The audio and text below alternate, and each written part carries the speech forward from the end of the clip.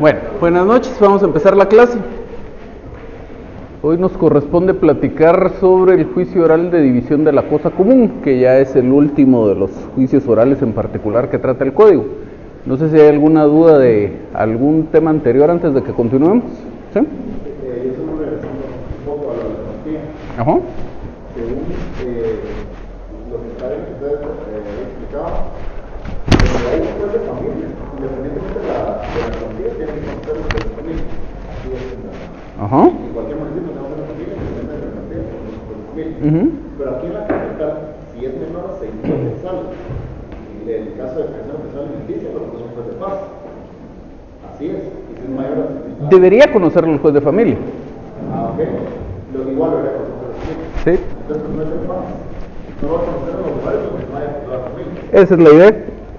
Ah, ok. Y ahora la otra, digamos, un contrato civil de mutuo, donde yo estoy exigiendo que me devuelvan el dinero que presté, Ajá. y el dinero que presté son 45,000 quetzales, se tramitaría en un terreno. Depende. Lo que pasa es que normalmente, solo terminemos primero bien su primera pregunta, solo estaba buscando el texto del acuerdo. Lo que pasa es que el acuerdo lo que dice es: los juzgados de paz de los municipios del departamento de Guatemala son los competentes para conocer de los asuntos de familia de ínfima cuantía. Asimismo, los jueces de paz de los municipios de los demás departamentos donde no hubieren jueces de primera instancia de familia o jueces de primera instancia de trabajo y previsión social y de familia conocerán también de los asuntos de familia de ínfima cuantía. Ajá. O sea, por la forma en que está redactado, parece la impresión de que los jueces de paz son los competentes en cada municipio Ajá. para los casos de ínfima cuantía, independientemente de que aquí sí hay jueces de familia. Así es. Entonces, aquí sí, si es de menos de 6,000 quetzales, se va a juez de paz. Es lo que se supone que debería ser. En la práctica, ¿cómo funcione? No sé. Hasta hace algunos años no aplicaban la norma, digamos, según su texto, sino que el juez de familia conocía aquí en la ciudad capital independientemente de la cuantía. De todos modos, como les decía, cuando vimos el tema, a estas alturas de la vida, usted nunca va a ver un juicio de ínfima cuantía, porque nunca va a haber alguien que esté pidiendo una pensión de menos de 500 quetzales mensuales o menos. Pero según el texto de la norma, nuevamente, debería ser aquí en el departamento de Guatemala. Lo que pasa es que como no está tan bien redactado el acuerdo, tampoco queda claro si con los jueces de paz de los municipios del departamento de Guatemala se refiere a todo el departamento de Guatemala o se refiere al departamento de Guatemala menos la ciudad capital, y si este segundo es el caso, ¿qué pasa con la ciudad capital? Porque no lo vuelve a mencionar en alguna otra parte. Entonces, como la norma no hace la salvedad, deberíamos entender que el primer párrafo está hablando de todo el departamento de Guatemala, incluyendo la ciudad capital, y entonces dice: los jueces de paz de los municipios del departamento de Guatemala son los competentes para conocer los asuntos de familia de ínfima cuantía. Entonces debería conocerlos un juez de paz. Y el resto del territorio solo con una juez de familia. ¿Qué manda? Y en el resto del territorio solo con una juez de familia. Así es. Por eso todavía hay algún lugar con una juez de familia. Todos los municipios, o casi todos los municipios que no son cabeceras departamentales. No tienen juez de familia. Ah, ok. Ajá. Ajá. Perdón. Lo que pasa es que normalmente, no le digo que vaya a ser así en todos los casos, pero normalmente un contrato de mutuo quedará documentado valga la redundancia, en un documento que tenga la categoría de título ejecutivo. Entonces, como mínimo un documento privado con firmas legalizadas y normalmente una escritura pública. Entonces, siendo así, si usted me otorga en préstamo, en calidad de mutuo, una cantidad de dinero y yo no se la pago, usted lo que va a hacer es agarrar su título ejecutivo e iniciar su proceso de ejecución. Ahora, si se diera el caso muy extraño de que no hubo documento, por ejemplo, o que habiendo documento es un simple contrato privado, entonces, separemos esos dos. Si fuera un simple documento privado, usted todavía tendría la opción, y sería lo más recomendable, de iniciar unas diligencias de prueba anticipada de reconocimiento de documentos. Entonces pide que yo reconozca el documento, ya estando ese documento reconocido ante juez competente, y ya igual le sirve como título ejecutivo, se olvida del proceso de conocimiento. Y ya solo en el último caso, que no hubiera un documento, entonces corresponderá un proceso de conocimiento para que se declare la existencia del contrato de mutuo, se declare la existencia de la obligación, y entonces usted me pueda cobrar esa cantidad de dinero.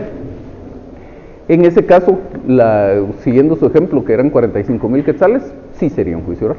Para cualquier, de alguna manera es un punto, por cualquier que en el Código Civil, contrato de obra que el contrato no le está pagando, sí se va a juicio oral, ¿verdad? Así es.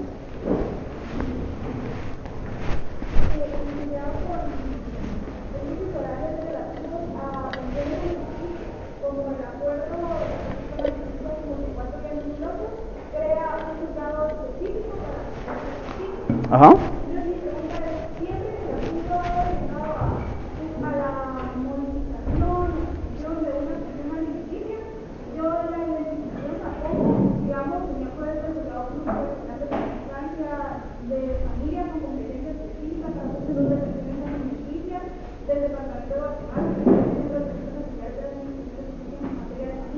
Sí. Uh-huh.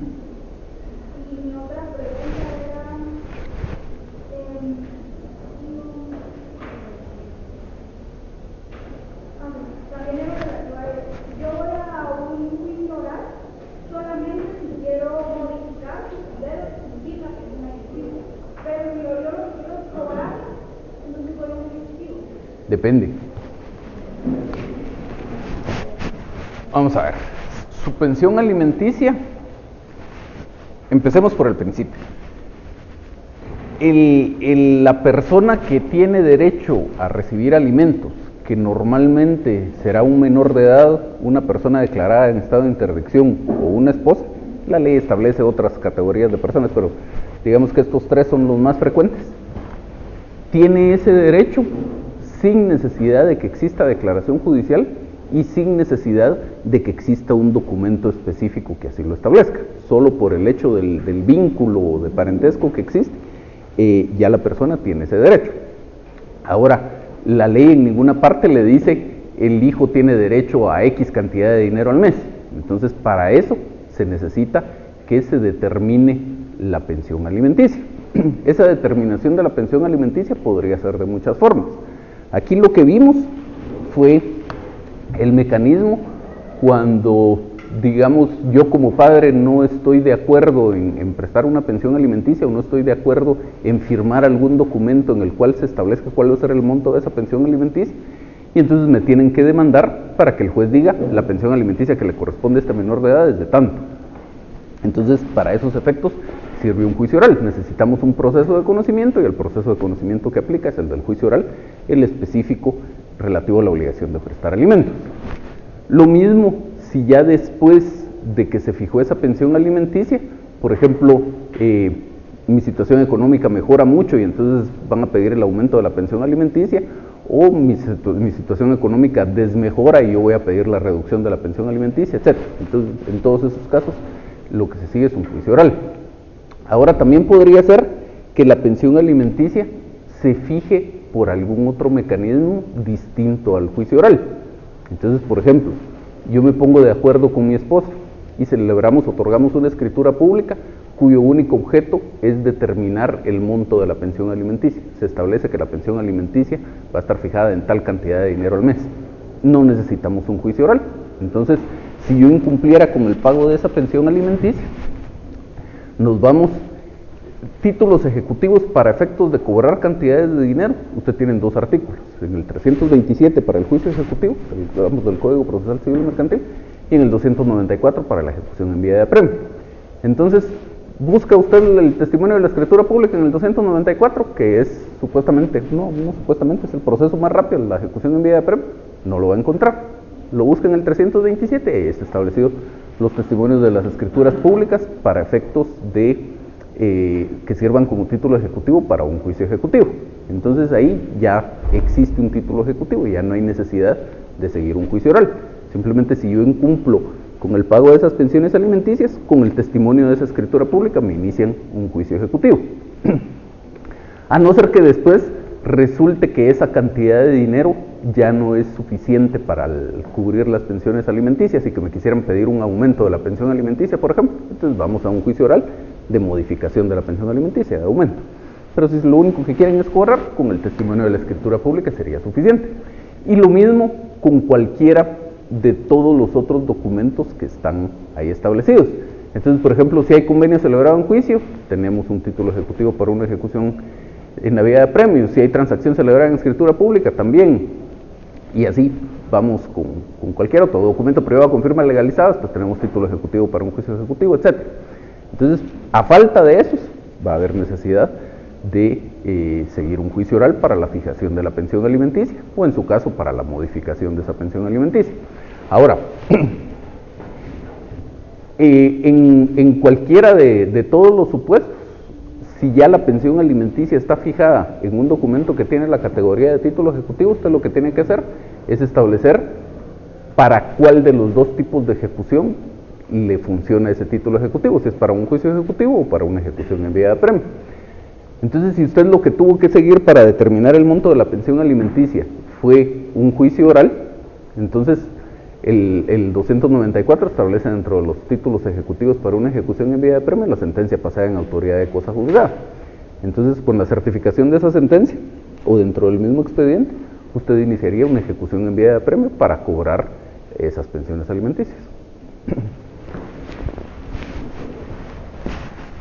¿Algo más? Sí. La falta de cita de leyes. No, para nada. De hecho, no sé si me lo pregunta porque fue usted, pero alguien en el examen no me puso cita de leyes. Se lo anoté nada más como recordatorio, pero no siquiera le bajé puntos por eso. O sea, lo que sí le digo es, yo jamás en mi vida, y pues después de tantos años he visto muchos memoriales en mi vida, jamás en mi vida he visto un memorial sin cita de leyes, y se los decía, pues usted no estuvo conmigo el semestre pasado, pero cuando estudiamos el semestre pasado se los decía, no hay una norma jurídica que le establezca como requisito la cita de leyes. Está como requisito el fundamento de derecho, y hay dos normas que lo establecen, porque lo dice el 61 y lo dice el 106. La cita de leyes no hay una sola norma jurídica que se lo establezca, pero es la costumbre, y pues yo sí vería un serio riesgo de que incluso le pudieran llegar a rechazar el memorial si usted lo presenta sin cita de leyes, aunque como le digo no hay un fundamento propio para eso, pero muchas veces, aunque no debería ser así, también influye la costumbre en cuál va a ser el sentido en el que va a resolver el juez. Pero además el fundamento de derecho, la cita de leyes le sirve para invocar normas jurídicas que son ya demasiado generales como para incluirlas en el fundamento de derecho. Entonces, pues ya temas como por ejemplo, si está compareciendo alguien ejercitando una representación y usted como demandante está ejerciendo una representación, usted es mandatario judicial, digamos, de algo. Entonces, usted no va a incluir en el fundamento de derecho el artículo 45 del Código Procesal Civil y Mercantil que hace referencia al ejercicio de la personería. Sería absurdo incluir eso en el fundamento de derecho porque no es esa la norma jurídica en la que está haciendo descansar su demanda. Es simplemente un tema accidental el que no comparece en nombre propio de la persona, sino a través de un mandatario judicial. Pero lo menciona en su cita de leyes. De hecho, yo tuve una excepción previa, yo era el demandante y me interpusieron una excepción previa de demanda defectuosa en alguna ocasión precisamente por esa norma. Entonces, la otra, por supuesto, la excepción finalmente la declararon sin lugar, pero la otra parte lo que decía es, en ese caso comparecían, creo que no era mandatario, sino el gerente de una sociedad, pero la cosa es que se estaba ejercitando representación y en la cita de leyes no estaba el artículo 45 del Código Procesal Civil y Mercantil. Al final de cuentas, parte de la argumentación, el juez hubiera tenido que declarar sin lugar esa excepción, aunque ni siquiera se hubiera evacuado a la audiencia, pues era algo totalmente sin fundamento, pero parte de la defensa, y se lo menciono para que veamos la utilidad que puede eventualmente tener la cita de leyes, parte de la defensa era que no se citaba el 45, pero sí se citaba el 44. Y el 44 dice en el tercer párrafo: las personas jurídicas litigarán por medio de sus representantes conforme a la ley, sus estatutos o la escritura social. Entonces, aunque no estaba el 45, que era el que dice que tengo que acompañar el título de mi representación, sí estaba este otro que decía que las personas jurídicas litigarán por medio de sus representantes, y entre otras razones el juez por eso declaró sin lugar la excepción. Tal vez hubiera estado en una posición un poco más comprometida yo al evacuar esa audiencia si hubiera dicho, como la ley no establece como requisito la cita de leyes, pues no le pongo cita de leyes a mi memorial. No entendí bien cuál era la razón, por ejemplo, pues partiendo de la premisa de que todos los juicios mercantiles, en términos generales, se van por la vía sumaria. Pero, por ejemplo, en la rendición de cuentas, al final, es juicio oral para cualquier materia. Así es. Pero no entendí si era porque al final, o sea, se tomaba como una norma específica o cómo, porque, por ejemplo, en la rescisión, en la rescisión de los contratos mercantiles, o sea, igual me voy al sumario, pero no es por esa norma. En principio se va por el 1039 y complementariamente cita los del 245 y los demás del Código Procesal Civil y Mercantil. Lo que pasa es que, como les decía cuando platicamos en la clase, yo conozco nada más una sentencia que les di el número del expediente de la Corte de Constitucionalidad en la que se hace ese análisis. Y la Corte más o menos va por el lado de que se trata de una norma específica. Efectivamente, yo creo que hay parte de eso, aunque es discutible precisamente por lo que usted dice. Hay otras cuestiones en las que también tenemos... por ejemplo, le cambio totalmente la idea. Hay un caso de un juicio que se refería a un contrato de arrendamiento y que ese juicio llegó a casación. Y llegó a casación porque la idea que estaba detrás de todo el proceso es que ese contrato de arrendamiento era un contrato mercantil y que entonces, con base en el artículo 1039, podía llegar a casación. Si hubiera sido considerado como un contrato de arrendamiento civil, obviamente en ese caso no podía llegar a casación. Entonces, pues a lo que vamos es que normalmente entenderíamos como norma específica el hecho de que se trata de un tema mercantil y que por lo tanto aplicamos el Código de Comercio. Pero les decía yo, en este caso, además de la discusión que pudiéramos tener respecto a cuál es la norma específica, hay un tema de posibilidad de desarrollar el proceso.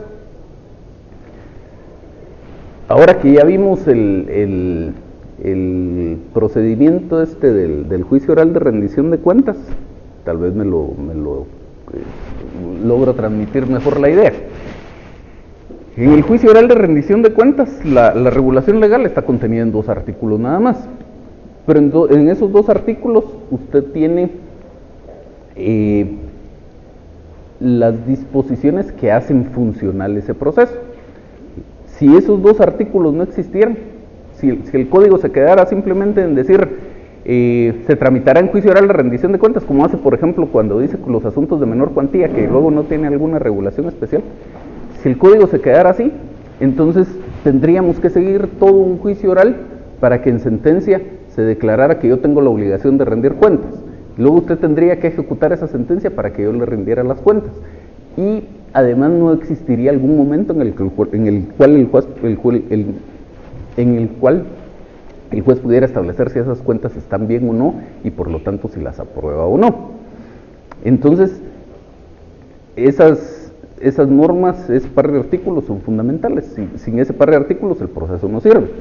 Entonces, por razón misma de posibilidad de llevar a cabo el proceso, si llegáramos a la conclusión de que la norma específica es el artículo 1039 del Código y que ese es un asunto mercantil y que por lo tanto se tiene que ir al trámite del juicio sumario, no tenemos normas como esas que aplicar y por lo tanto el proceso no le serviría para nada.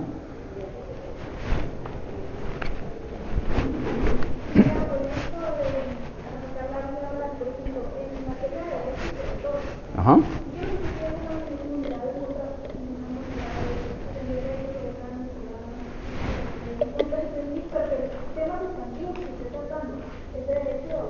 Ujú.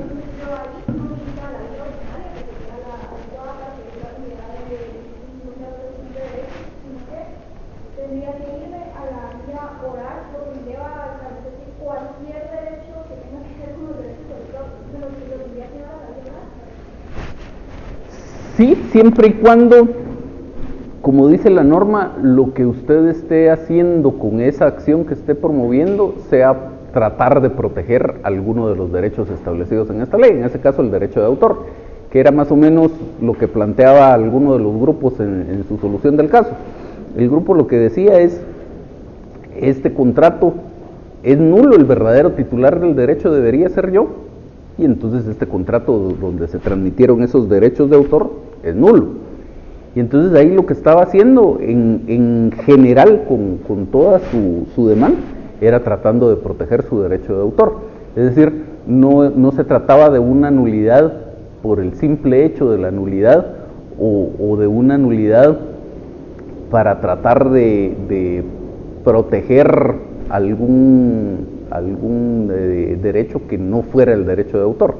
Entonces, pues lo que priva en esa norma es cuál es el objetivo suyo al plantear su acción. Si lo que usted quiere es proteger un derecho de carácter sustantivo que esté protegido por esa ley, entonces sigue la vía del juicio oral. Que se los dije en su momento, pero es bueno insistir, es totalmente diferente a lo que pasa con la ley de propiedad industrial, porque la ley de propiedad industrial dice las acciones establecidas en esta ley. Entonces ya no es solo cuál es su intención, ni cuál es el derecho de carácter sustantivo que está involucrado en el proceso, sino además la acción como tal tiene que estar de alguna manera, por lo menos mencionada en la ley de propiedad industrial, para que sea procedente la vía del juicio oral. Bien.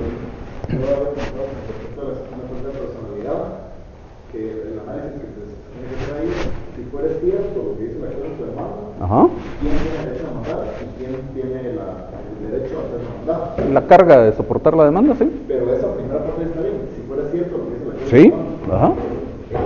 ¿Qué va a hacer? Porque en este caso de la contestación que hicimos ahorita, de la obra musical, Ajá. digamos, la manera que nosotros nos pretendíamos defendernos de eso era decir que el papá nunca había escrito la canción. Ajá. Porque la canción la habíamos escrito nosotros, pero nosotros ya lo calificaron eso y lo planteamos como una excepción perentoria, que nosotros somos los autores reales de la canción. Ajá. Pero teníamos la discusión en el grupo si ahí procedía una excepción previa de falta de personalidad diciendo que el hijo, como nunca, como el papá nunca escribió la canción, el hijo por lógica nunca la heredó. Entonces no tendría el derecho de demandar. No. No por no decisión. No. No, porque usted mismo lo dijo al principio. Usted, para hacer su análisis, debe partir del supuesto de que lo que se está diciendo en la demanda es cierto. Su defensa, como usted la está planteando, es partir del supuesto de que no es cierto. O sea, el argumento primero de mi demanda era decir mi papá escribió esta canción. El argumento primero de su defensa es decir no es cierto, esa canción no la escribió ese señor. Entonces ahí le descarta la posibilidad de una excepción previa de falta de personalidad. Entonces ya es un tema de fondo y efectivamente por supuesto lo puede plantear como defensa, pero lo planteará como parte de su contestación de demanda o como una excepción perentoria, pero no como una excepción previa de falta de personalidad. Pero ese presupuesto, si fuera cierto, solo aplica por la falta de personalidad. Es algo que creo que tengo que verlo previo a analizar cualquier excepción previa que pueda plantear. Pues en líneas generales es para la falta de personalidad. Lo que sí es común a todas las excepciones es que a través de una excepción previa usted no debe hacer valer argumentos que corresponden al fondo del asunto. Sus defensas de fondo van en su actitud procesal de fondo, que será su contestación de demanda, su contestación con excepciones perentorias, su contestación contra convención. Entonces, en su actitud procesal de fondo, usted hace valer sus argumentos de fondo. En cuanto a las excepciones previas, pues hará valer lo que corresponda a cada excepción previa. Pero en esa en particular, en la de falta de personalidad, la idea es no deja de tener legitimación alguien por el hecho de que no sea cierto lo que dijo en su demanda. Siempre y cuando si trabajamos bajo el supuesto de que eso fuera cierto, si existe esa conexión o esa correlación entre los distintos sujetos como para decir, pues si lo que fuera cierto, lo que dice fuera cierto, él es el que tiene el derecho de demandar. Ahora, tramitemos todo el proceso y en sentencia veremos si era cierto o no era cierto lo que dijo en su demanda. ¿Sí?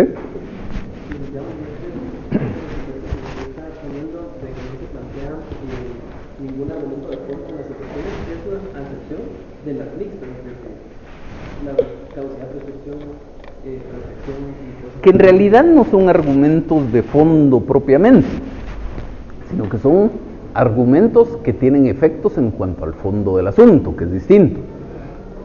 Entonces, pues básicamente, si yo digo que prescribió la obligación, yo no estoy negando la existencia de la obligación. Lo que estoy diciendo es que transcurrió cierto periodo de tiempo y que entonces la obligación por esa razón se extinguió, y eso tiene efectos en cuanto al fondo del asunto. Pero no estoy contradiciendo los hechos constitutivos de la pretensión de usted, sino estoy agregando un elemento nuevo que hace que esa pretensión no pueda ir más allá. Bueno, entonces si no hay más, vamos al tema de hoy, el juicio oral de división de la cosa común. Y entonces dice por acá que cuando el código en su artículo 199 trata esta posibilidad dentro de los juicios orales, dice: se tramitarán en juicio oral, quinto, la división de la cosa común y las diferencias que surgieren entre los copropietarios en relación a la misma. Y ahí en realidad lo que tiene la ley son dos supuestos completamente distintos. Uno es la división de la cosa común y otro son esas diferencias que pudieran surgir entre los copropietarios con relación a esa cosa común. Es decir, por ejemplo, si le vamos a hacer reparaciones a esa cosa común, ¿quién las va a pagar? ¿Cuánto hay que pagar? ¿A quién vamos a contratar para que la reparen? Si vamos a explotar ese bien común, si lo vamos a dar en arrendamiento, cuál va a ser la renta, por qué plazo, a quién se lo vamos a dar en arrendamiento, todo ese tipo de diferencias, es a lo que se refiere la segunda parte del inciso. Y entonces dice por aquí en la presentación que todas esas diferencias no se siguen por este procedimiento específico que vamos a ver hoy. El procedimiento específico que vamos a ver hoy es solo para la división de la cosa común. Esas diferencias entre los copropietarios se dirimen sí por el procedimiento del juicio oral, pero por el procedimiento del juicio oral común y corriente, el que está a partir del artículo 201. Entonces no aplica esto. Esto que vamos a ver hoy es muy específico, solo para la división de la cosa común. Luego, dice por acá que el procedimiento que se presenta a continuación, es lo que les acabo de decir, es aplicable únicamente a la división de la cosa común, y que esas diferencias entre los copropietarios deben dirimirse por ese procedimiento del juicio oral común y corriente. El fundamento sustantivo de la existencia de este juicio oral de división de la cosa común esencialmente lo encontramos en este artículo 492 del Código Civil. La norma dice: ningún copropietario estará obligado a permanecer en la comunidad. Cada uno de ellos podrá pedir en cualquier tiempo que se divida la cosa común, salvo los casos en que la indivisión esté establecida por la ley. Acordada la división, cada comunero tendrá derecho preferente a adquirir las partes de los otros si ellos quisieran venderlas.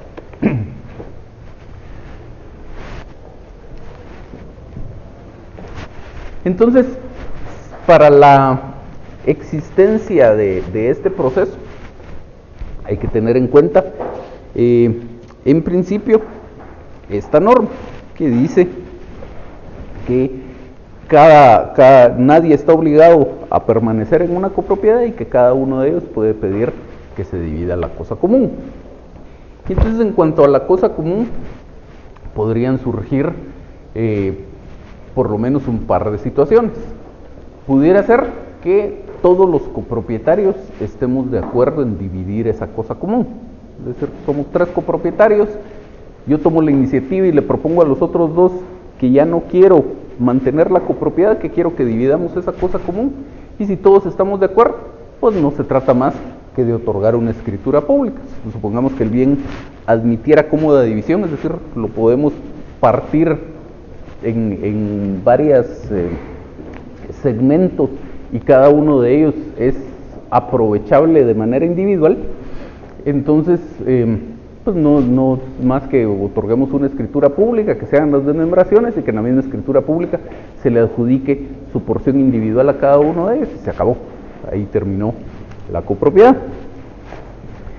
Luego pudiera ser que estemos todos de acuerdo también, pero el bien no admite cómoda división. Por ejemplo, de lo que somos copropietarios es de un parqueo en un edificio. Y entonces, pues obviamente eso no se puede dividir. Lo que hacemos en ese caso es venderlo, nos dividimos el dinero y se acabó la copropiedad. Pero también puede darse el caso de que no exista acuerdo entre los copropietarios. En el mismo ejemplo éramos 3 copropietarios, yo tomo la iniciativa, se lo planteo a los otros 2 y los otros 2 no quieren dividir esa cosa común. Y entonces aquí ya ni siquiera se trata de que impere la voluntad de la mayoría. En el caso del ejemplo hay 2 que quieren seguir en la copropiedad, uno que no quiere, pero por este uno que no quiere, tendremos que llegar a la división de la cosa común. La ley me permite que mediante este proceso yo obligue a esa división de la cosa común. Entonces, el primer supuesto de procedencia de este juicio oral de división de la cosa común será cuando no existe acuerdo entre los copropietarios para dividir esa cosa común. Si existiera acuerdo, no necesitamos proceso, nada más que una escritura pública. Y el otro supuesto, dice la ley, que cuando existen intereses de menores incapaces o de ausentes, se necesita esa declaración judicial. Entonces, aun cuando su representante estuviera de acuerdo, de todos modos será necesario el juicio este. Dice el artículo 219 que cuando los copropietarios no estén de acuerdo, podrá pedirse la división o la venta en pública subasta de la cosa común por el procedimiento del juicio oral. También será necesaria la declaración judicial cuando hubiera intereses de menores ausentes o incapaces, incapaces o del Estado, quienes serán citados por medio de sus legítimos representantes. Y entonces recordarán ustedes que tenemos un procedimiento básico, digamos, del juicio oral, que a grandes rasgos lo vamos a ver en este momento en la pantalla. Iniciamos con una demanda. El juez tiene que calificar si en esa demanda se cumplió o no con los requisitos legales. Si el producto de esa calificación es la conclusión de que no se cumplió con esos requisitos, el juez tiene que rechazar la demanda. Si los requisitos sí fueron cumplidos, entonces el juez admite para su trámite esa demanda. Y al admitir para su trámite la demanda, en esa misma resolución señala una audiencia para la comparecencia de las partes a juicio oral, y entre el emplazamiento y la audiencia deben mediar por lo menos 3 días, que es lo que tenemos por acá. Y luego, en esa primera audiencia tenemos todo este montón de posibilidades, que fue lo que vimos en su momento cuando desarrollamos el tema este del procedimiento del juicio oral en general. Ya gráficamente todo lo que pasa o puede pasar en esa primera audiencia se ve más o menos así. Por supuesto no se alcanza a leer porque para que quepa en la pantalla tenemos que hacer los cuadros muy pequeñitos, pero para que más o menos tengan la idea ustedes de qué representa todas aquellas posibilidades que vimos en su momento de lo que podía ocurrir en esa primera audiencia. Luego hay una posibilidad de una segunda audiencia si no se pudieron recibir todas las pruebas en la primera, que es solo para recepción de pruebas, y si todavía así no alcanza el tiempo, hasta una tercera audiencia, también solo para recepción de pruebas. Después de eso, si hubiera necesidad de un auto para mejor fallar, y llegamos a sentencia, y ese es el trámite general del juicio oral, ¿sí? La regla entre la audiencia y la presentación o notificación de mediar 3 días, Ajá. aplica para las 3 audiencias, digamos, o para la segunda audiencia también, digamos, solo para la primera. Debería aplicar para las 3. La ley no establece algo al respecto, pero como la única disposición que tenemos dice eso, por analogía debería aplicarse a las otras 2. Si están los 2 presentes, sí, pero también pudiera ser que no estén los 2 presentes, entonces hay que notificarle al otro en su lugar que tenga señalado. Ahora, siendo que lo que nos tiene hoy aquí es el juicio oral de división de la cosa común, la cuestión funciona un poquito diferente. La norma, ya leímos, dice que se puede pedir la división de la cosa común por el procedimiento del juicio oral, pero es el procedimiento del juicio oral con significativas variantes. En los otros casos en que hemos visto juicios orales en particular, hemos visto pequeñas variantes respecto al trámite general. En este caso el trámite sí varía sustancialmente. Al final de cuentas resulta ser un trámite sustancialmente distinto del básico del juicio oral. Entonces, en esa primera audiencia, el principio, digamos, del proceso es exactamente lo mismo. Se presenta la demanda, el juez la tiene que calificar, la rechaza si no cumple los requisitos, apaguen los teléfonos, le da trámite si sí cumple los requisitos, y si cumple los requisitos, además de darle trámite, señala la audiencia. Entre la citación y la audiencia debe mediar por lo menos 3 días. Todo es exactamente igual.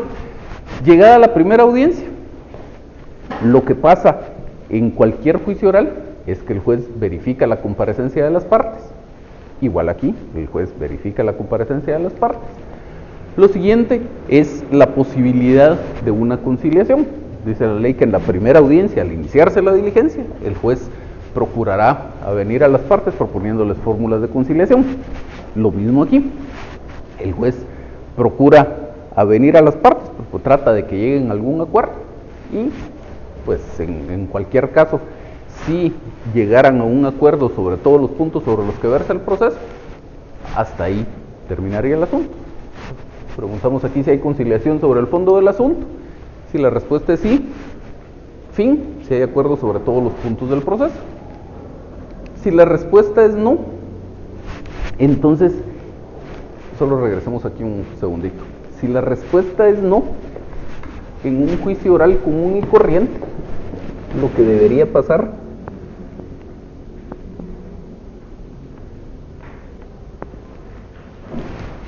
es que el juez verificara si se va a ampliar o modificar la demanda, y si no se va a ampliar o modificar la demanda, ya le daría su oportunidad al demandado para que adopte la actitud procesal que estime pertinente. Ahora, en el juicio oral de división de la cosa común, a partir de esa etapa de la conciliación, la cuestión empieza a ser sustancialmente diferente.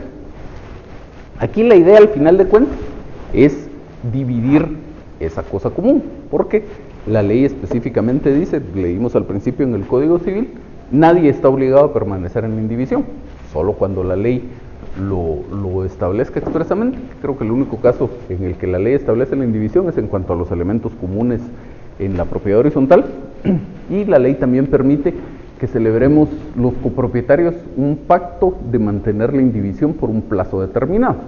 Entonces, pues si no hubiera vencido ese plazo, la división de la cosa común no sería procedente, a no ser que hubieran algunas circunstancias urgentes. Fuera de eso, si yo quiero que se divida la cosa común, así tenga 50 copropietarios y los otros 50 copropietarios quieran mantener la copropiedad, la cosa común la vamos a dividir. Entonces, teniendo eso en cuenta, el trámite empieza a ser sustancialmente diferente aquí, y la ley lo que establece es que se va a nombrar un partidor, que va a ser un notario, y la función de este notario es determinar, en principio, si la cosa admite cómoda división como para asignarle una porción de esa cosa a cada uno, o bien si hay necesidad de venderla y entonces repartir el dinero. Y entonces, pues el artículo 220 empieza a tratar el tema del partidor, a partir precisamente de esa etapa de la conciliación. Dice, el partidor deberá ser notario. En la fase conciliatoria, el juez procurará venir a las partes sobre el nombramiento de partidor. Y si no hubiera acuerdo, él hará la designación. Asimismo, procurará que los interesados determinen las bases de la partición. Entonces, en líneas generales, ya olvidándonos por un momento del juicio oral de división de la cosa común, regresando al juicio oral en general, el artículo 203, en cuanto a la conciliación, dice: en la primera audiencia, al iniciarse la diligencia, el juez procurará venir a las partes proponiéndoles fórmulas ecuánimes de conciliación y aprobará cualquier forma de arreglo en que convinieren, siempre que no contrarie las leyes. Entonces vamos a regresar un poquito aquí en la presentación.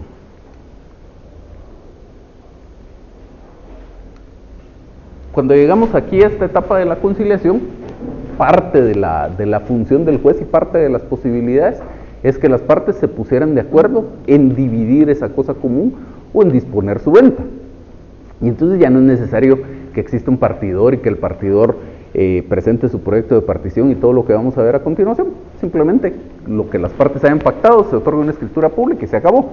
Entonces, por eso es que decimos aquí, si hubiera conciliación sobre el fondo del asunto, hasta aquí llegamos. Pero si las partes no se pusieran de acuerdo en que quieren dividir la cosa común, de todos modos la vamos a dividir. Y entonces lo que dice, retomando el artículo 220, es, en líneas generales, el juez va a tratar de que las partes se pongan de acuerdo en cuanto al fondo del asunto, en cuanto a dividir la cosa.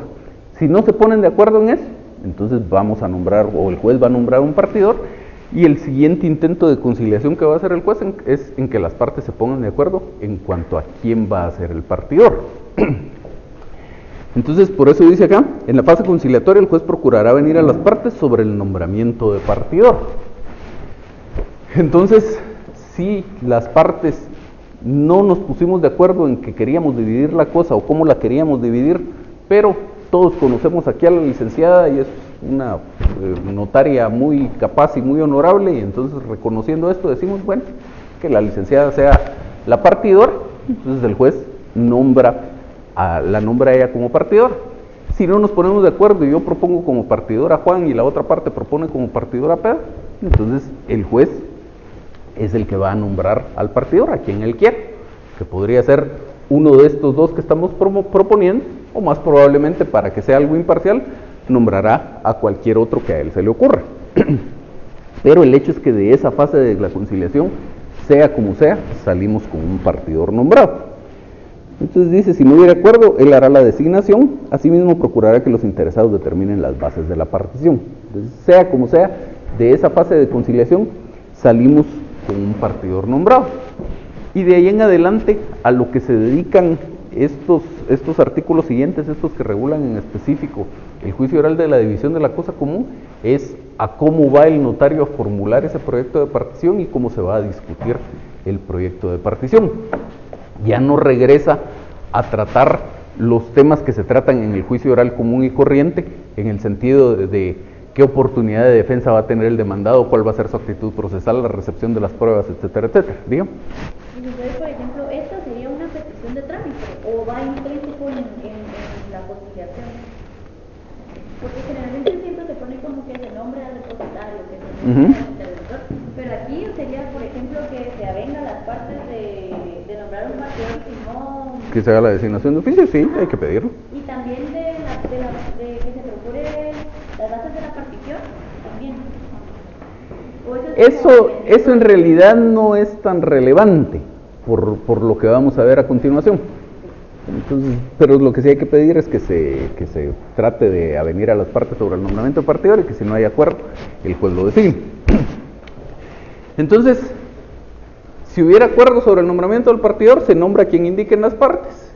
Y si no hubiera acuerdo, el juez hace la designación, pero como les digo, sea como sea, de esa fase de conciliación salimos con un partidor nombrado. Ahí la conclusión de esa fase de conciliación es que el juez en esa misma audiencia nombra un notario partidor y a lo que corresponderá será que ese notario acepte el cargo.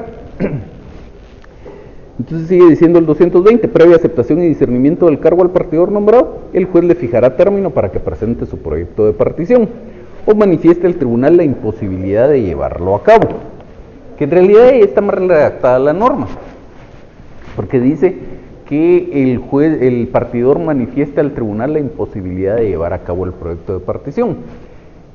De lo que está tratando la norma ahí no es del supuesto de que yo acepté el cargo y luego no tengo tiempo.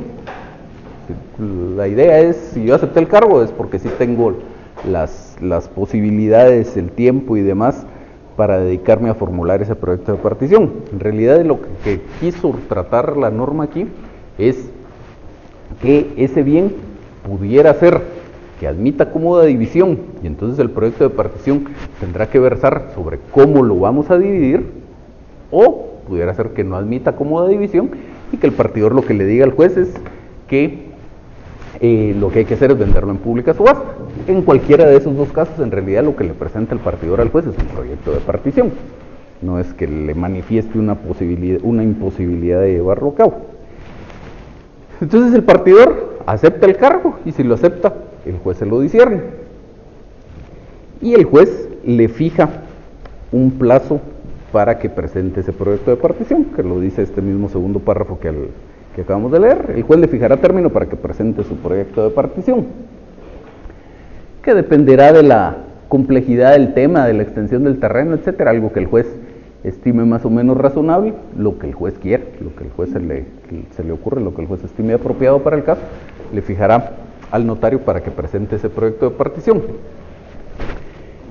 El notario, si quisiera, o si lo estima necesario, puede pedir que las partes le den en privado algunas instrucciones o aclaraciones, es decir, el notario tiene permitido reunirse con la parte actora, preguntarle cuál es su parecer respecto a qué elementos deberían tomarse en cuenta para realizar ese proyecto de partición, se reúne por separado con la parte demandada y lo mismo, y por eso es que le decía que no es tan necesario esto de que los interesados determinen las bases de la partición, porque el notario tiene esas facultades para reunirse con ellos en privado. Entonces dice, previamente a formular el proyecto de partición, el partidor podrá pedir privadamente a las partes interesadas las instrucciones y declaraciones que juzgue oportunas, que es lo que vemos aquí en la presentación, y luego dice, bueno, si le dan esas instrucciones o aclaraciones, él ya estará en condiciones de presentar su proyecto de partición, y luego pudiera ser que no le den esas instrucciones, que a pesar de que él busque el acercamiento con las partes, no le den los elementos de juicio que él necesita. Entonces sigue diciendo, si no se obtuvieran, ocurrirá al juez para que convoque una audiencia, a fin de que en ella se fijen los puntos que crea indispensables. Entonces va a ser una audiencia solo para que platiquemos todos de qué elementos hay que tomar en cuenta para formular ese proyecto de partición. Por ejemplo, si es un inmueble que solo tiene un frente a la calle, pues ambas fracciones, supongamos que lo vamos a partir en dos, son dos copropietarios, pues ambas fracciones tendrían que tener salida a la calle. O si por la forma del terreno eso no es posible, por lo menos tendrá que quedar una servidumbre de paso para que la fracción que esté del lado de atrás tenga ese acceso a la calle. Si fuera un inmueble rústico y por ahí pasara un río, pues hay que tomar en cuenta que todos puedan aprovechar ese río, etcétera, etcétera. Son esos elementos los que tendrían que conversarse por acá. Entonces, si fuera necesario, los convoca el juez a esta audiencia solo para discutir esos elementos y ya luego estará el notario en condiciones de presentar su proyecto de partición. También pudiera ser que el caso esté tan claro y sea relativamente sencillo dividir ese bien que el notario ni siquiera necesita reunirse con las partes y mucho menos que el juez las convoque a una audiencia, es solo en caso de necesidad. Y entonces, cuando finalmente el notario logra presentar su proyecto de partición, dice el artículo 221, presentado el proyecto de partición, el juez lo hará saber a las partes y las convocará a una audiencia para que hagan las observaciones y rindan las pruebas que estimen convenientes. Entonces, se convoca a esa audiencia para discutir ese proyecto de partición. Y ahí pudiera pasar dos cosas. La primera opción, que la norma no la menciona expresamente, pero obviamente es una opción, es que las partes no tengan objeciones respecto a ese proyecto de partición. Presenta el notario su proyecto de partición y es lo más razonable del mundo, pues no habría alguna objeción que hacerle. Y entonces, en ese caso, nos iríamos al artículo 222. Pasados los términos a que se refiere el artículo anterior, si no hubiere oposición de parte, el juez aprobará la partición en auto razonado y mandará protocolarla por el propio partidor. Entonces, si no hay objeciones, se dicta un auto. El juez en un auto aprueba ese proyecto de partición. Y la otra posibilidad es que sí existan objeciones. Que de hecho la ley en ese tema tampoco es que esté muy bien su regulación, porque tiene implícita esa posibilidad de que no hayan objeciones, y tiene expresa esta posibilidad de que existan objeciones y el juez las considere fundadas. No dice qué pasa si hay objeciones y el juez las considera infundadas. Pero bueno, el hecho es que el segundo párrafo dice: si el juez estimare fundadas las objeciones de las partes, podrá disponer por una sola vez que se formule nuevo proyecto por el partidor, fijando plazo para el efecto. De este nuevo proyecto se dará audiencia por 5 días a las partes. Entonces supongamos que el proyecto de partición que presentó el notario deja a una de las dos fracciones del inmueble sin salida a la calle. Entonces, ante esas objeciones, el juez dice: pues ni modo, si esto no sirve, hay que hacer un nuevo proyecto de partición. Entonces le fijo un nuevo plazo al partidor para que presente un nuevo proyecto. Y cuando el notario presente ese proyecto, se le da una audiencia por 5 días a las partes. Dice: de este nuevo proyecto se dará audiencia por 5 días a las partes. Entonces, la primera vez, cuando el notario presenta su proyecto de partición por primera vez, el juez convoca a las partes a una audiencia. Es una audiencia de juicio oral, hay que llegar al juzgado y ahí discutimos el proyecto de partición. Si hay necesidad de que el notario presente un segundo proyecto, ya es una audiencia por escrito. El juez simplemente les notifica que tienen 5 días para pronunciarse sobre el proyecto de partición, y si quieren decir algo, lo dirán por escrito, ya no es una comparecencia ante el juez. Y entonces, nuevamente ahí, en cuanto a ese segundo proyecto de partición, estarán las dos opciones: que no haya oposición o que siga habiendo oposición.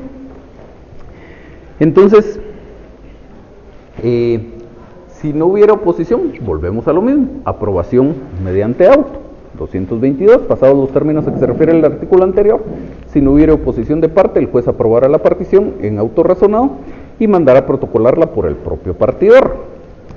Y luego dice: si hubiera oposición, el juez dictará sentencia. Entonces, si no hubiera oposición,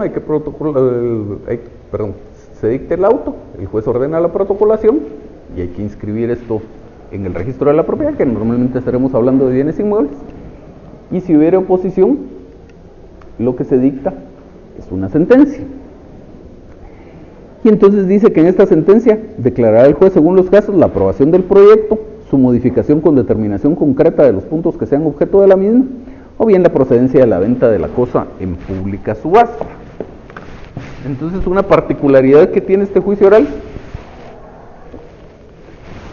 es que sabemos cómo empieza, pero no sabemos cómo va a terminar, en el sentido de que un planteamiento que uno le haga al juez siempre tiene un modo normal de terminación. Si es un proceso propiamente dicho, inicia siempre con una demanda y termina con una sentencia. Si fuera un incidente, por ejemplo, yo presento mi memorial de planteamiento del incidente y eso va a terminar siempre mediante un auto. Pero aquí en este caso no sabemos si el proceso va a terminar en un auto o en una sentencia.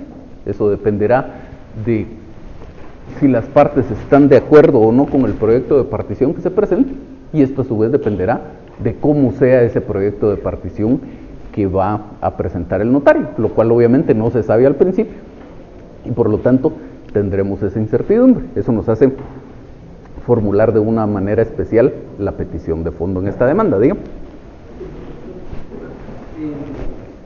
Tenía una duda acerca de las peticiones. Ajá. Digamos, todo este procedimiento se debe establecer en la petición de cambio.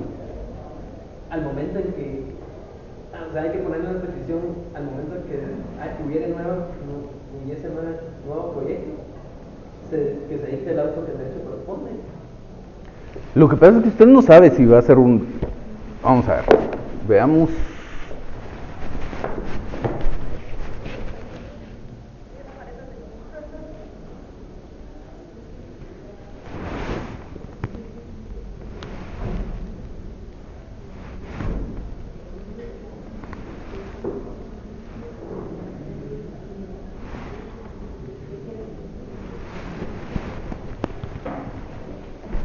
No sé si alcanzan a leer algo por aquí, pero aquí del lado izquierdo tiene usted una flecha que dice plazo.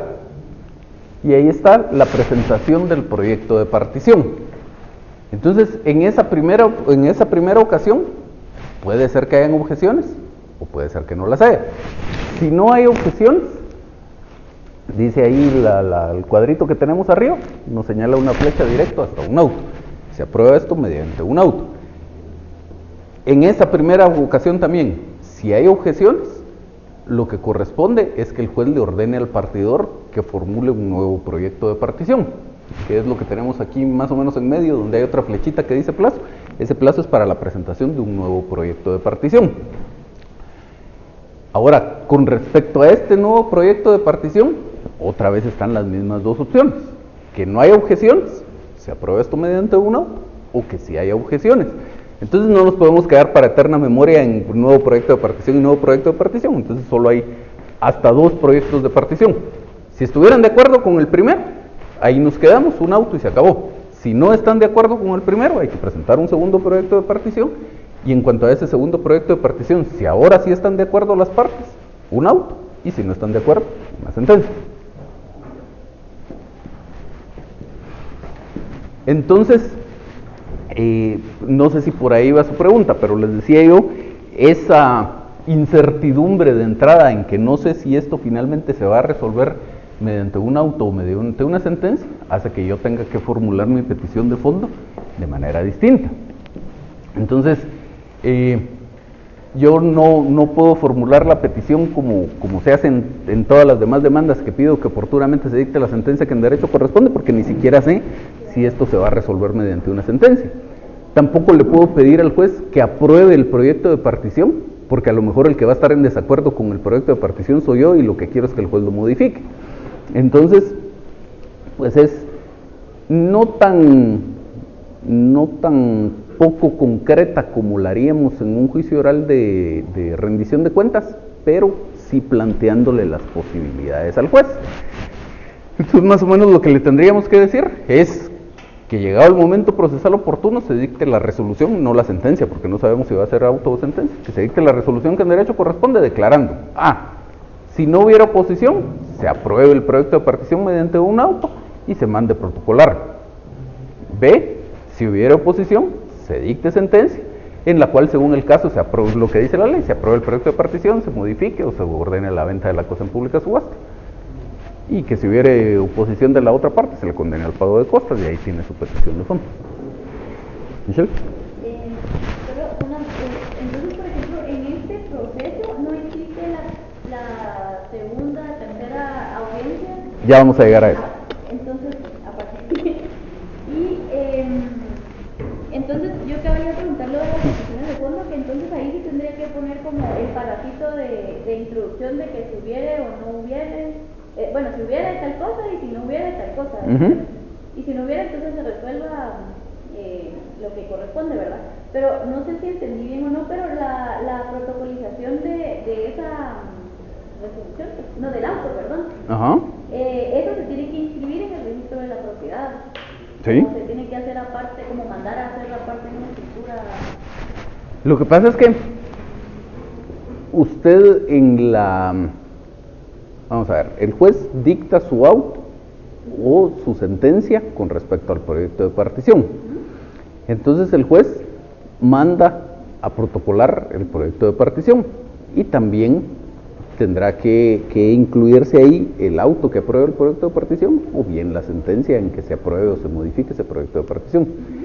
Y entonces, al estar esto protocolado, entonces es como que fuera una escritura pública. Hay que emitir el notario tendrá que emitir un testimonio del acta de protocolación y presentar esto al registro de la propiedad, y sobre esa base es que el registro hará las inscripciones. Entonces ahí no sería por medio de despacho del juez, sino que como que se le ordena al partidor que vaya a inscribir la escritura donde se protocolizó el... No que se le ordene al partidor, porque recuérdese que aunque normalmente el notario es el que se encarga de estos trámites, teóricamente, según la ley, yo como notario, mi función termina entregándole a usted, que es mi cliente, su testimonio. Porque la ley dice que dentro de las cosas que tiene que hacer el notario es, en la escritura pública, advertirle a las partes de la obligación de registro. Entonces, teóricamente yo le doy a usted su testimonio y le digo: bueno, que le vaya bien, págame mis honorarios y se acabó.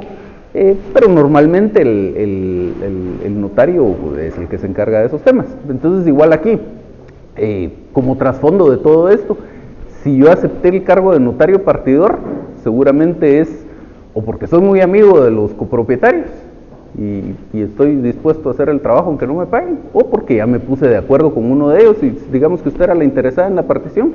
Yo le dije, bueno, mis honorarios son tanto y si los demás no pagan es problema de ellos, pero me tiene que pagar usted.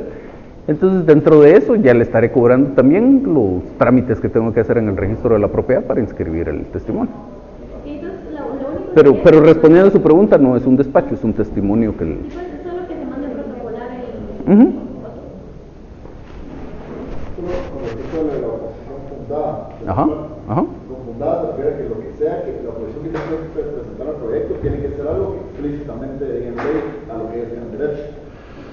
No, es más como que al juez le parezca razonable. Sí, pues, no puede ser como que digamos que es una finca y yo quiero ese lado porque ese lado pega más el sol. Eso no es nuestro fundado. Sí, pero ahí tenemos el problema de que, como les decía, la ley dice qué pasa si no hay oposición. Dice qué pasa si la oposición es fundada, pero no dice qué pasa si la oposición es infundada. Lo normal sería que para no hacerse muchas bolas, el juez le dé el mismo trámite y le ordene al partidor presentar un nuevo proyecto de partición. Y ahora solo con respecto a la sentencia, con respecto a oposición, si se dicta la aprobación del proyecto, entonces ahí hay que hacer otro auto después, o cómo se hace. A ver, perdón.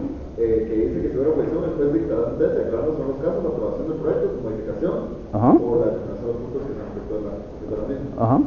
Si el juez aprueba el proyecto de sentencia, que se manda a protocolizar. En la misma sentencia. Ahí mismo. Sí. Y si se modifica, igual se modifica, se manda a protocolizar y ya se resuelve igual. Sí.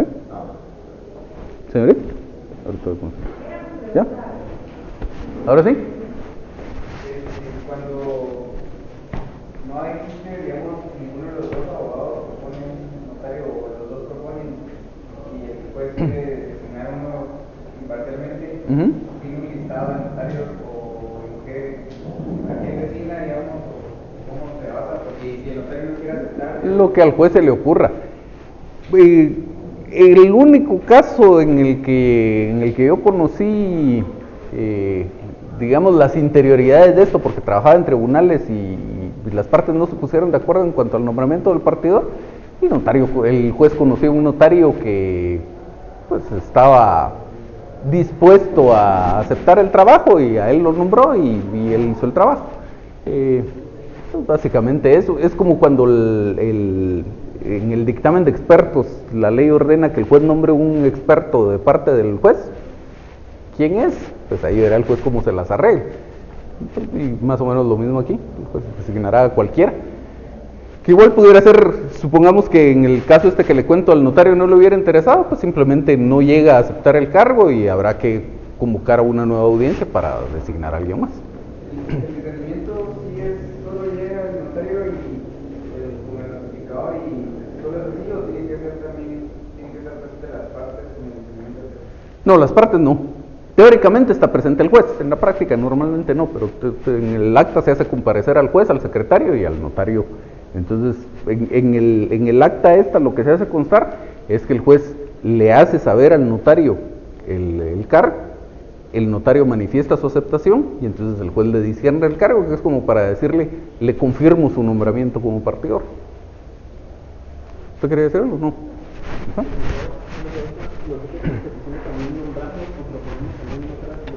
No, eso es para la fase de conciliación.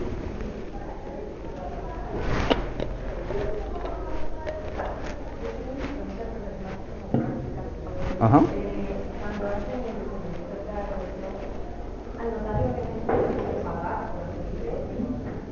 Sí, por supuesto. Y ese pago, digamos, la otra parte, la que no está de acuerdo con la decisión de la cosa, podría pedir que pague cada cosa. Pues tal vez no tanto como pedirlo, sino, por ponerlo en términos silvestres, hacerse la loca. Yo llevé un juicio oral de división de la cosa común en el que nosotros éramos los demandantes. Entonces, ahí creo que la otra parte ni siquiera llegó a la audiencia, pero el hecho es que se nombró al notario que nosotros propusimos.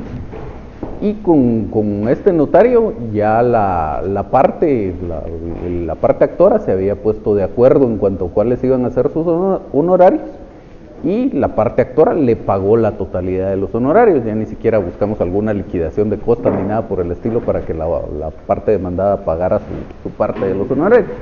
Y normalmente eso es lo que pasa, que aunque la ley le permite supuestamente cobrarle la parte de los honorarios al otro, es el interesado el que resulta cargando con esto. Entonces,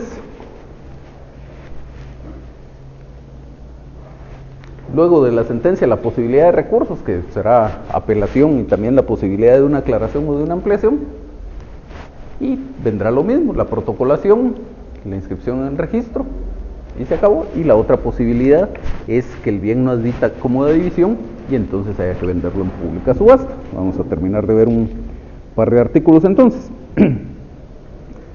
223. Para los efectos de protocolar la partición, el partidor recibirá del juzgado certificación del proyecto y del auto que lo apruebe o de la sentencia en su caso. Dicha certificación será compulsada en lo que se refiere al proyecto de partición, respetando en todas sus partes la forma que le hubiera dado el partidor, aunque se hayan dejado espacios y no se haya escrito a renglón seguido. Aquí recuerden, si estamos hablando de 1963, muy probablemente la certificación era copiada, no fotocopiada. Entonces, pues, en la actualidad, pues, lo que habría sería una fotocopia del proyecto de partición. Y el 224, si el juez ordenare la venta de la cosa en pública subasta, señalará de una vez día y hora para el efecto, observándose los trámites del procedimiento ejecutivo en lo que fueren aplicables a los efectos del remate. Y esa es toda la regulación que tiene que mandar. Ajá. Un día andaba en el blog y de la nada un señor sale y empieza a decir, Ajá. es como que al leer y nadie le estaba poniendo atención, pero o sea, él seguía leyendo y lo leía como 3 veces. Creo. 3 veces.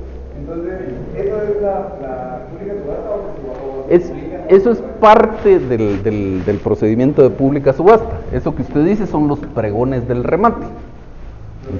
Pregones. Pregonar. Entonces, la idea es que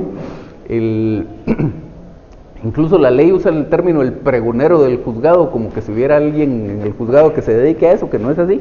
Normalmente el que se pone a que haga eso es al comisario. Entonces, pues el remate como tal requiere el cumplimiento de varias formalidades. Esta es una, pero antes de eso hay varias cosas. Entonces, como aquí la norma simplemente dice, si va a haber remate, si el juez ordena que la cosa se venda en pública subasta, señala un día y hora para el efecto y tiene que seguir los trámites que se establece para el proceso de ejecución. En el proceso de ejecución sí está desarrollado el tema, que lo van a ver ustedes el próximo semestre, pero básicamente en un proceso de ejecución, cuando el juez señala un día, bueno, para empezar, antes de que el juez pueda señalar un día y hora para la práctica de un remate, el proceso de ejecución tiene que haber llegado hasta esa etapa. Parte de eso es determinar cuál va a ser la base para el remate.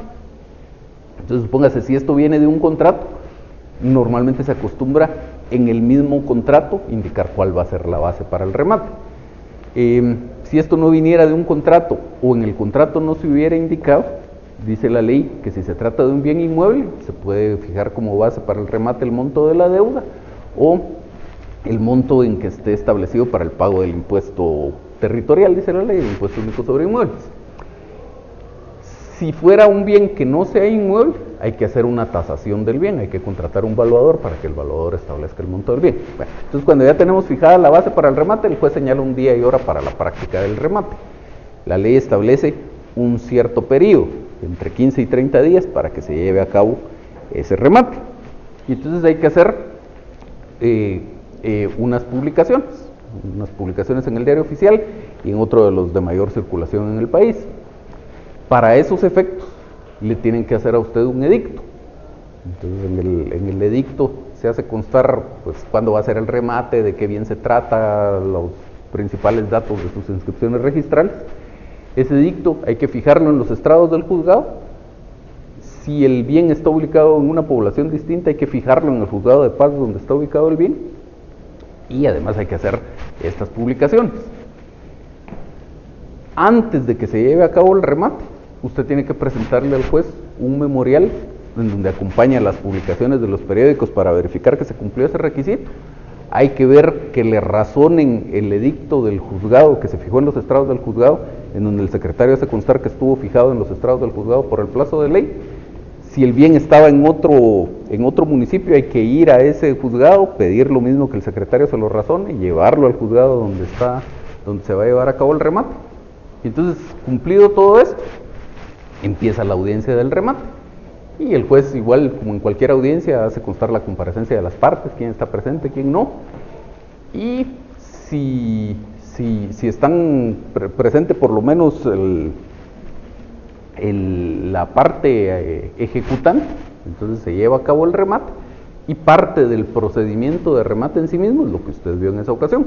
El pregonero del juzgado, el comisario normalmente, lee el edicto de remate, como para ver teóricamente la idea. Por supuesto, como usted dice, nadie le pone atención, pero teóricamente la idea sería: yo voy pasando por ahí y digo, están rematando un bien inmueble, quiero participar en el remate, me entro al juzgado y si llevo dinero entre la bolsa puedo hacer mis posturas, y etcétera, etcétera. En la práctica no pasa, pero esa es la idea.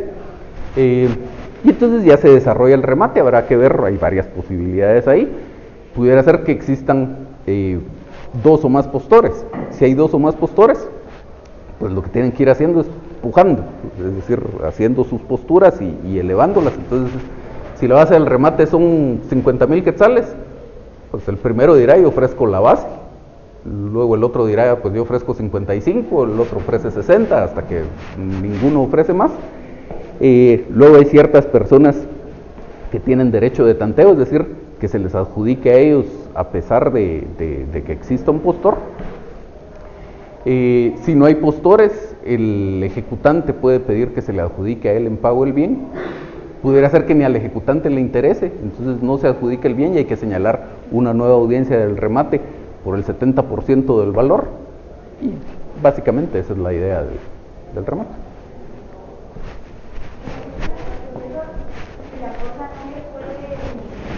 Ajá. Es el partidor. El partidor es el que lo tiene que manifestar en su proyecto de partición. ¿Sí? Ya vamos a llegar a eso. Entonces, esto de la subasta, el juez lo resuelve en la sentencia de todo este proceso. ¿O tiene que hacer alguna... O en el auto. Porque supóngase que el partidor en su proyecto de partición dice: este bien no admite cómoda división, hay que subastarlo. Y nadie le formula objeciones a ese proyecto de partición. En su auto, el juez dirá: vamos a subastar este bien y señalo tal día, a tal hora para esos efectos. Pero, por ejemplo, en mis peticiones yo no debería de pedir esto porque no sé... Toma la generalidad que tiene el artículo. Que en su caso la aprobación del proyecto de partición, su modificación, o que se disponga la venta de la cosa en pública subasta. ¿Quién pidió la palabra por ahí? Solo entonces en la sentencia se pone que se va a subastar y ahí mismo, o en el auto se declara en qué día y en qué hora se va a hacer eso. Así es. Entonces, tenemos aquí encerrado en este recuadro morado todo el trámite del juicio oral común y corriente, el trámite general del juicio oral. Entonces dice aquí, estas letras negras: etapas de un juicio oral común y corriente, y normalmente no se llevan a cabo en el juicio oral de división de la cosa común, normalmente.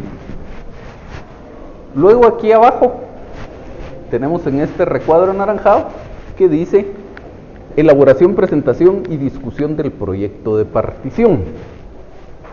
Entonces, si estuviéramos en un juicio oral que no fuera de división de la cosa común, todo esto que ustedes ven en rosado ahí arriba, en cuadritos rosados, son todo lo que pasa en la primera audiencia, que si la modificación de la demanda, que si la posibilidad de todas las opciones que tiene el demandado de sus actitudes procesales, la recepción de la prueba, etcétera, etcétera.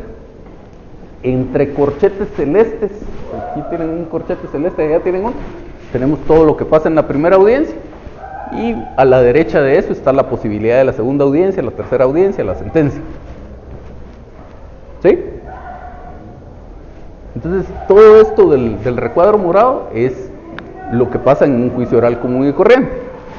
Aquí en este recuadro anaranjado, con estos cuadritos como verdes o alguna cosa por el estilo, tenemos todos estos pasos que vimos hoy de la presentación y discusión del proyecto de partición.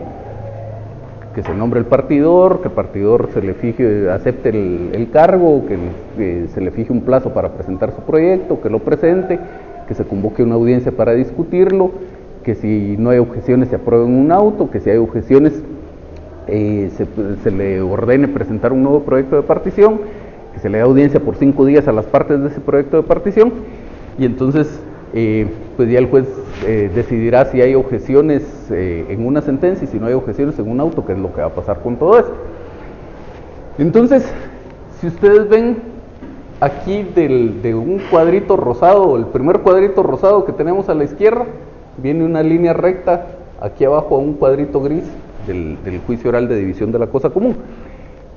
Lo que tenemos en rosado ahí arriba es la etapa esta de conciliación. En un juicio oral común y corriente tenemos una etapa de conciliación, en este también.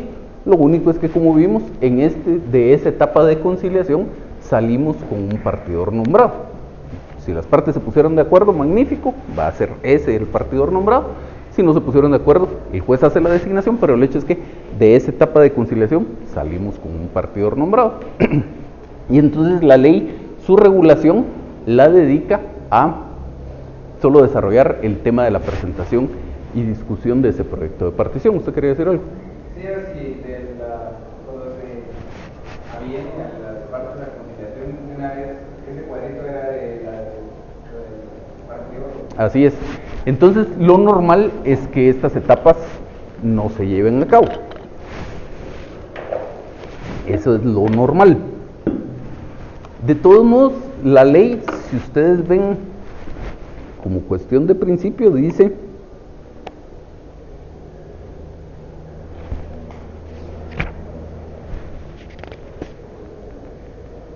...219... cuando los copropietarios no estén de acuerdo, podrá pedirse la división o la venta en pública subasta de la cosa común por el procedimiento del juicio oral.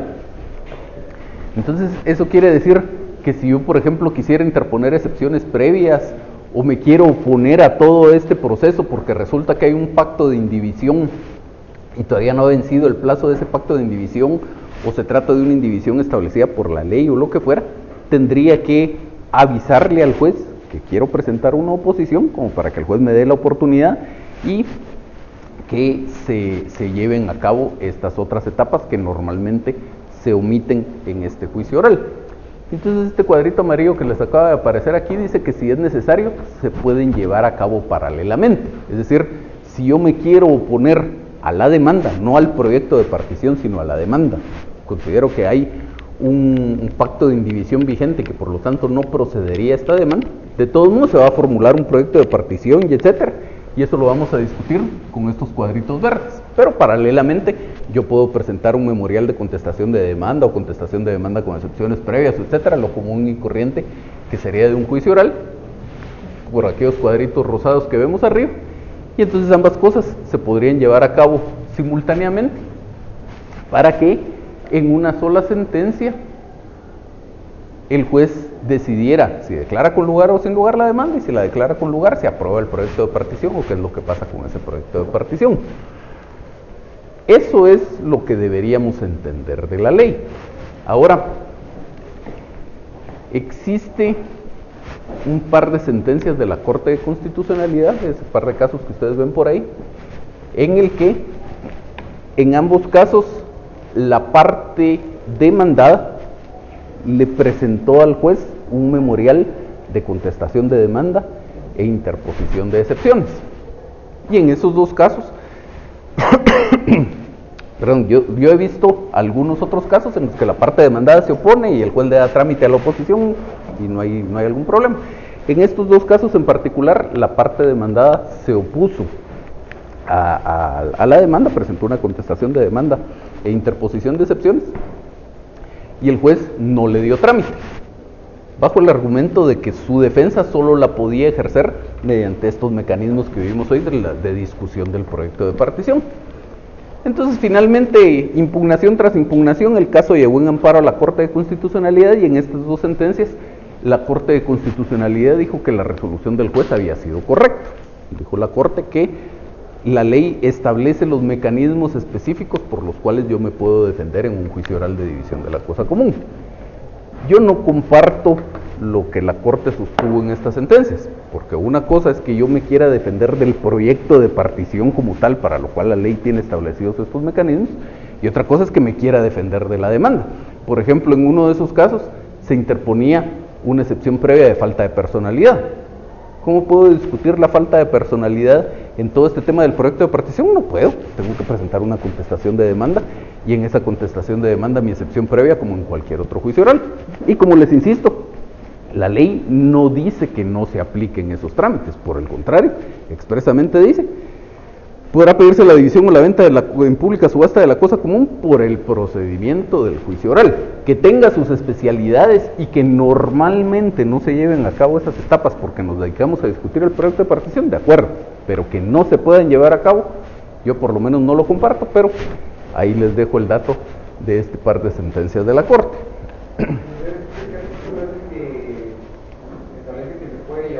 Por el procedimiento del juicio oral, el 219. ¿Semana?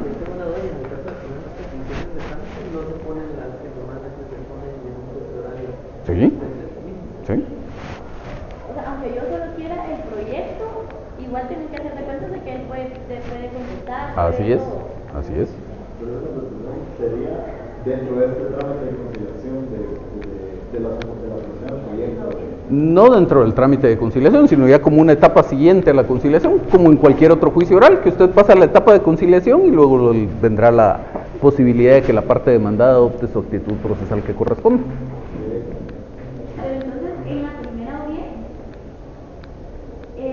o sea, se tiene que hacer todo, pues se supone la conciliación, la recepción de las pruebas, o sea, todo lo que se pueda hacer en esa audiencia, y ya dependiendo de lo del proyecto, es que se van haciendo distintas audiencias, pero no cuentan como la segunda y la tercera. No, son aparte. Son aparte. Ajá. Pero es en esa primera audiencia donde se hace tanto se puede decir la contestación de la demanda, la recepción de pruebas y la conciliación financiera.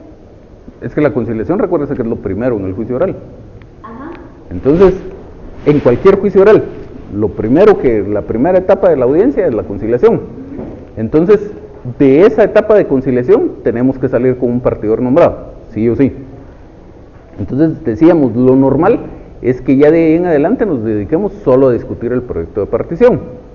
Ahora le digo yo, si usted quisiera contestar la demanda, le tendría que decir al juez: señor juez, yo voy a contestar la demanda, y entonces para que el juez le dé esa oportunidad, y paralelamente a que se está siguiendo la discusión del proyecto de partición, se sigue el trámite común y corriente de un juicio oral.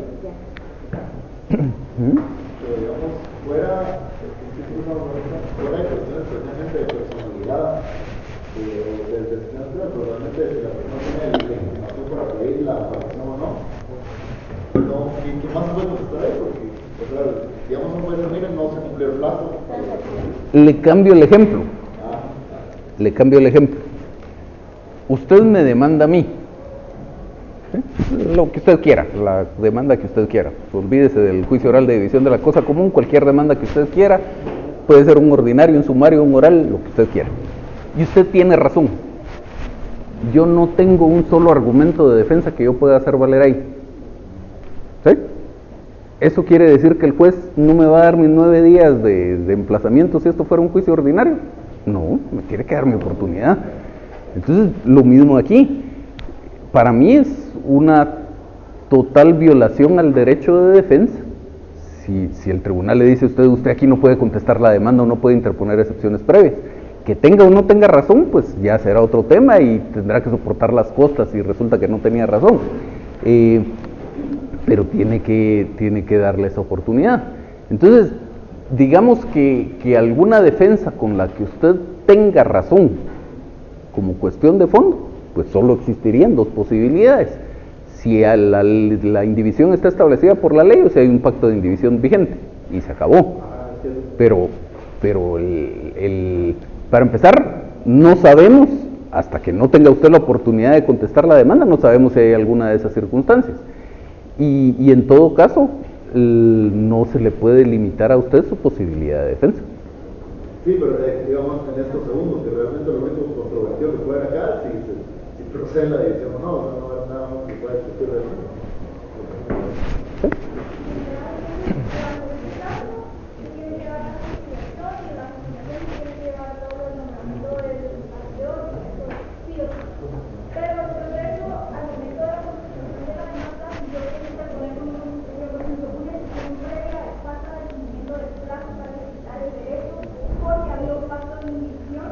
Y digamos aquí decía que tenía un plazo de 5 años. Entonces, ¿esa excepción previa procedería?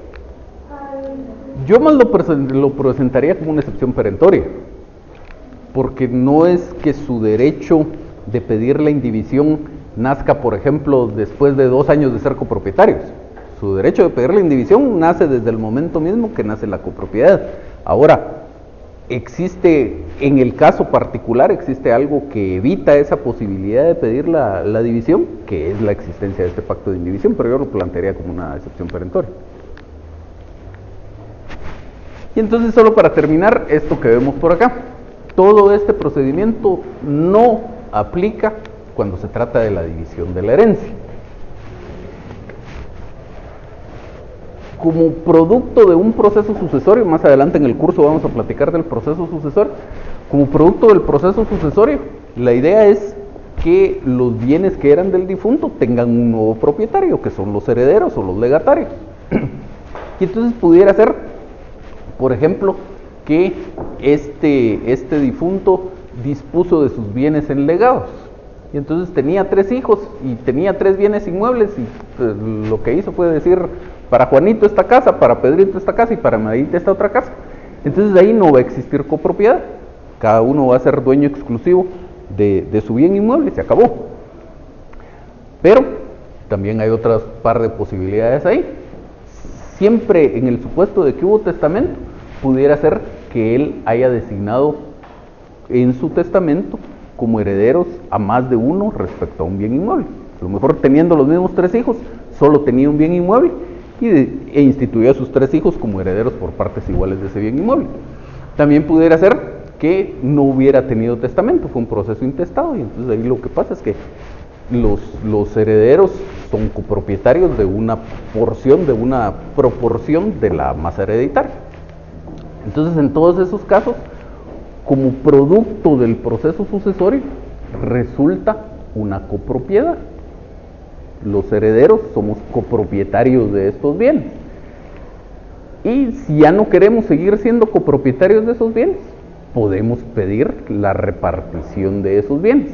Pero para esos efectos no se sigue este procedimiento del juicio oral. Entonces, el código, a partir del artículo 512, trata el tema de la división de la herencia. Y entonces dice: a petición de parte procederá la partición judicial siempre que el testador no la hubiera hecho antes.